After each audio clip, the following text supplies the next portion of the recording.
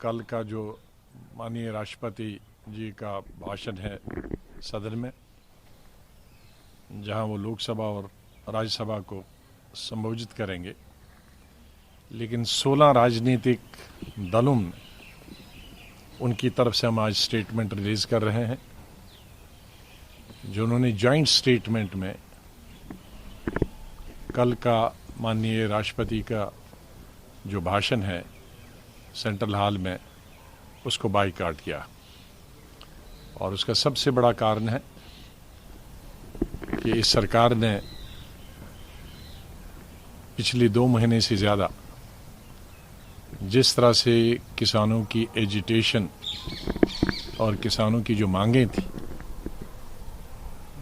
जो सरकार ने पार्लियामेंट में बिल लाए थे, जिसमें विपक्ष चाहे वो लोकसभा में हो या राज्यसभा में हो, उनकी मर्जी के बगैर ज़बरदस्ती ये बिल पास किए थे।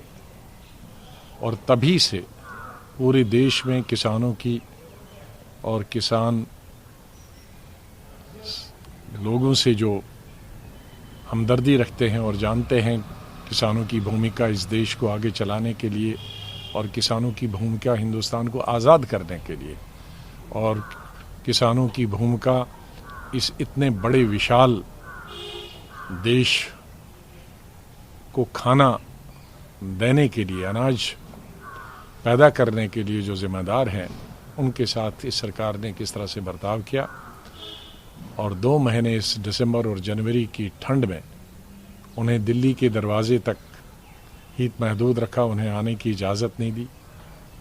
और जिसकी वजह से 26 जनवरी को जो घटना हुई वो शायद नहीं होती अगर पहले ही सरकार ने बातचीत की होती, पहले ही सरकार ने ये मान लिया होता कि हम इस कानून को वापस लेंगे, तो शायद ये 26 जनवरी की घटना जो लाल किले में हुई, जिसको हम स्ट्रांगली कंडेम करते हैं, वो नहीं होना चाहिए।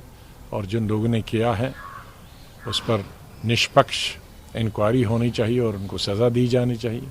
और जो पुलिस वाले ज़ख्मी हुए हैं, उनके साथ भी हमारी पूरी सहानुभूति है और हमदर्दी है, और हम सब दुआ करते हैं कि वो जल्दी ठीक हो जाएं। लेकिन सरकार को ये जिम्मेदारी लेनी होगी कि अगर इस तरह से उन्होंने ये अकड़पन नहीं दिखाया होता, कानून वापस लिए होते, तो आज ये दिन नहीं आया होता। तो इस पर हम ये सभी पार्टीज़ की तरफ से स्टेटमेंट, 14 पार्टीज़ की तरफ से स्टेटमेंट रिलीज़ करते हैं। और कल का जो सेशन है, जॉइंट सेशन, उसका बहिष्कार करते हैं। नमस्कार, मैं हूं मानक गुप्ता। अगर आपको हमारा ये वीडियो पसंद आया हो तो इसे लाइक और शेयर जरूर करें। और हाँ, हमें सब्सक्राइब और फॉलो करना ना भूलें, ताकि आप देश और दुनिया की कोई खबर मिस ना करें। तो जुड़े रहिए हमारे साथ और देखते रहिए न्यूज़ 24।